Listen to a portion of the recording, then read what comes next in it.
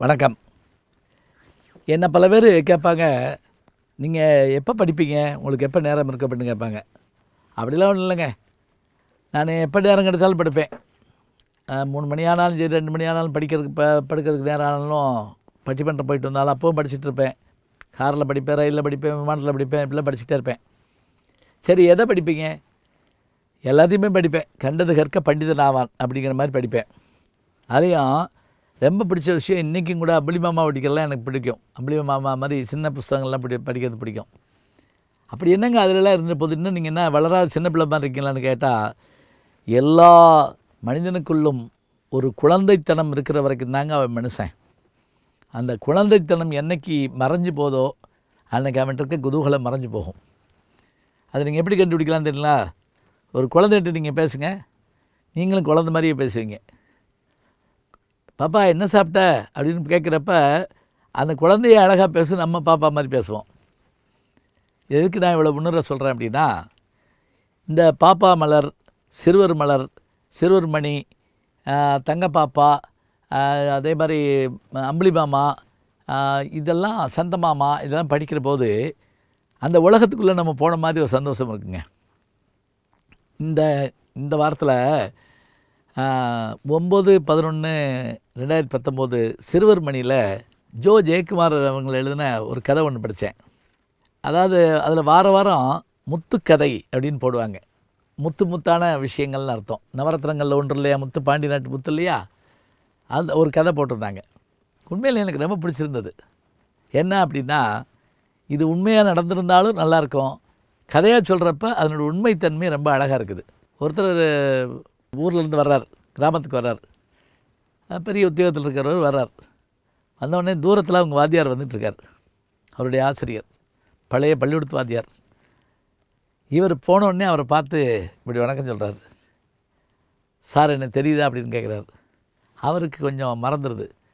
இல்லையே, தெரியலையே, ஞாபகம் இல்லையே அப்படின்னு.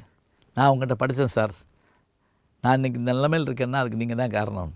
அவன் பரவாயில்லப்பா, எத்தனை பேர் என்கிட்ட படிச்சிருக்காங்க, இருந்தாலும் ஒன்று எனக்கு ஞாபகம் இல்லை தம்பி அப்படிங்கிறாரு. இந்த பையன் விடமாட்டேங்கிறார். இவர் வந்தவர், இல்லைங்க ஒரு சம்பவம் சொல்கிறேன், உங்களுக்கு நினைவு வருதான்னு பாருங்கள். நான் 8வது படிச்சுக்கிட்டு இருந்தப்ப, நான் ஏழை குடும்பத்தை சேர்ந்தவன், எங்கள் வகுப்பில் நிறைய பேர் பணக்கார பிள்ளைகள் படிச்சுட்டு இருப்பாங்க. அதில் ஒரு பையன் கடிகாரம் கட்டிகிட்டு வந்தார். அந்த கடிகாரம் பார்க்க ரொம்ப அழகாக இருந்தது. எனக்கு அது மேலே ரொம்ப ஆசை வந்து, அது எடுத்துக்கிட்டா என்ன அப்படின்னு ஒரு எண்ணம் வந்தது. சின்ன வயசு தானே, ஆசைப்படுறதும் பிறர் பொருளை எடுக்கக்கூடாதுங்கிற விஷயம்லாம் அப்போ தெரியாது. எடுத்து நான் வந்து பைக்கில் வச்சுக்கிட்டேன். அந்த பையன் உடனே ரிப்போர்ட் பண்ணிட்டார். அப்போ நீங்கள் தான் ஆசிரியர், நீங்கள் என்ன பண்ணீங்க அப்படின்னா, சரி வகுப்பு கதவை போட்டு சொல்லு, எல்லோரும் சொல்லுங்க, எல்லோரும் அவங்க கண்ணை முடிக்குங்க, கையை கட்டிக்கணும். நான் சொல்கிற வரைக்கும் கண்ணை தரக்கூடாது, கையை கட்டுறதை எடுக்கக்கூடாது சொல்லிவிட்டு எல்லார் பையையும், அப்போல்லாம் ட்ரௌசர் தானே போட்டிருப்போம், எல்லார் பையையும் செக் பண்ணிக்கிட்டே வர்றாருங்க. என் பையில் வாட்ச் இருந்தது, எடுத்தீங்க. எடுத்துட்டு நீங்கள் ஒன்றும் சொல்லலை, அதை கொண்டு மேஜையில் வச்சுட்டு கண்ணை திறந்து பாருங்கள், கடிகாரம் கிடச்சிருச்சு. அந்த கடிகாரம் கிடச்சப்போ எனக்கு சந்தோஷம். எல்லாருக்கும் யார் அப்படின்னு தெரியல, ஏன்னா எல்லோரும் கண்ணை முடிந்ததுனால. எனக்கு மட்டும் மனசுக்குள்ளே ஒரு சங்கடம் இருந்தது. அன்றைக்கி முதல்ல நீங்கள் என்னை காட்டி கொடுத்துருந்தாலோ அல்லது என்னை பற்றி சொல்லியிருந்தாலோ என் வாழ்க்கை என்ன ஆகிருக்கும், அந்த வகுப்பறையில் நான் என்ன ஆகிருப்பேன், இன்றைக்கி நான் இவ்வளோ உயர்நிலைக்கு வந்திருப்பேனா. அந்த தவறு தான். இருந்தாலும் அன்றைக்கு நீங்கள் தான் என்னை காப்பாற்றி எனக்கு இத்தனை பெருமை சேர்த்திங்க, உங்களை நான் மறக்க முடியாது அப்படின்னு சொல்லிட்டு சொன்ன உடனே அதுக்கு அந்த ஆசிரியர் சிரிக்கிறார். எதுக்கு சார் சிரிக்கிறீங்கன்னு கேட்ட உடனே, இல்லை நீ இவ்வளோ விஷயம் சொன்ன பிறகு உன்னை நான் தெரியலேன்னு சொன்னேன்ல, ஏன் தெரியுமா, உங்களை மட்டும் நான் கண்ணை மூட சொல்லலை, நானும் கண்ணை மூடிக்கிட்டு தான் ஒவ்வொருத்தரையாக அப்படி தொட்டு பார்த்துக்கிட்டே வந்தேன். ஏன்னா என்கிட்ட படிக்கிற மாணவர்களில் ஒரு திருடன் இருக்கான் அப்படிங்கிற விஷயத்த என்னால் ஒத்துக்கிற முடியல, அதனால தான் இப்போ உன்னை தெரியல அப்படின்னு அந்த கதை முடியுதுங்க. இந்த கதையை யோசிச்சு பாருங்களேன்.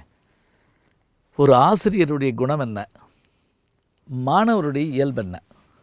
மாணவர் இயல்பு குறும்பு இருக்கலாம், விளையாட்டு இருக்கலாம், அடிதடி இருக்கலாம், கிள்ளி வைக்கலாம், கீழே விழுகலாம், எத்தனையோ நடக்கலாம். ஆனால் ஆசிரியர் என்பவர் யார், தந்தைக்கு அடுத்தும் தெய்வத்துக்கு அருகிலும் இருப்பவர். மாதா, பிதா, குரு, தெய்வம், அத்தகைய பெருமை மிகுந்தவர். அந்த குரு நம்ம எப்படி உயர்த்தி காட்டுகிறார், எப்படி வழிகாட்டுகிறாருங்கிறத இந்த கதை சொல்கிறப்ப எவ்வளோ நல்லா இருக்குது. இன்றைக்கும் கூட என்னுடைய மாணவர் ஒருத்தரை நான் விமான நிலையத்தில் சந்தித்தேன். அவர் உடனே ஓடி வந்து என்னை கைப்பிடிச்சிக்கிட்டு, ஐயா, நான் தேர்வு எழுதுகிறப்ப எனக்கு கொஞ்சம் இடர்பாடுகள் ஏற்பட்டு உடல்நலம் இல்லாமல் இருந்தது. அப்போ நீங்கள் பிரின்ஸிபால்கிட்ட பேசி எனக்காக என்னை தேர்வு எழுதுறதுக்கு சில சிறப்பு அனுமதிகள் வாங்கி கொடுத்தீங்க. இன்றைக்கி நான் அந்த ஏர்போர்ட்டில் பெரிய அதிகாரியாக இருக்கேன்னா அதுக்கு நீங்களும் ஒரு காரணம்னு சொன்னார். அப்படியா, எனக்கு மறந்து போச்சுப்பா அப்படின்னு நான் சொல்லிவிட்டு, சரி நல்லாரு அப்படின்னு சொல்லிட்டு நான் போனேன். இதை எதுக்கு நான் சொல்கிறேன் தெரியுங்களா? நாங்கள் மறந்துடலாம், ஆனால் அவங்க மறக்க மாட்டாங்க. மறக்காமல் இருப்பவர்கள் தான் நன்மாணாக்கர்கள். கதைகள் சின்னதாக இருக்கலாங்க, ஆனால் இதயத்தை தொடுகின்ற கதைகள் மனிதர்களை நமக்கு அடையாளம் காட்டும்.